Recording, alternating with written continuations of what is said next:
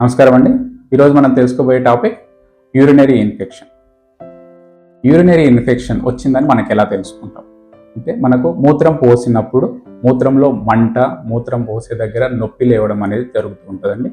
ఒక్కొక్కసారి కడుపులో నొప్పి ఉండడం, పొత్తి కడుపులో నొప్పి ఉండడం, ఒక్కొక్కసారి వీపు భాగంలో నొప్పి స్టార్ట్ అయ్యి పొట్ట భాగంలోకి రేడియేట్ అవ్వడం, వ్యాపించడము, ఇలాంటి సిమ్టమ్ ఉన్నప్పుడు కానీ, మూత్రం ఎప్పుడైనా సరే ఎరుపు రంగులో రావడం కానీ ఇలా వచ్చినప్పుడు, లేదు అంటే ఇలా వచ్చి చలితో జ్వరం రావడం కానీ, ఇలాంటి సిమ్టమ్స్, ఇలాంటి లక్షణాలు వచ్చినప్పుడు మనం వెంటనే డాక్టర్ని సంప్రదించాలి.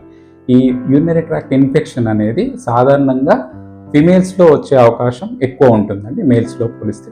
ఎందుకంటే యూరిత్రా అనే భాగం ఫిమేల్స్లో చిన్నగా ఉంటుంది కాబట్టి వాళ్ళకు మాటికి యూరినరీ ఇన్ఫెక్షన్ వచ్చే అవకాశం ఎక్కువ ఉంటుంది.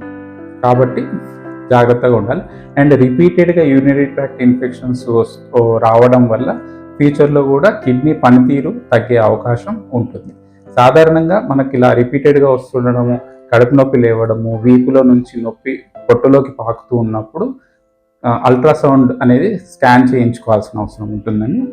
దీంట్లో ఏంటి అంటే, ఒకవేళ స్టోన్ ఏమన్నా యూరినరీ అంటే ట్రాక్ట్ మూత్రపిండాల నుంచి మూత్రనాళంలో కానీ అక్కడెక్కడైనా స్టోన్ అబ్స్ట్రక్షన్ చేసినట్టుంటే దానివల్ల మనం యూరిన్ అనేది మాటికి ఇన్ఫెక్షన్ అవ్వడానికి ఛాన్స్ ఉంటుంది.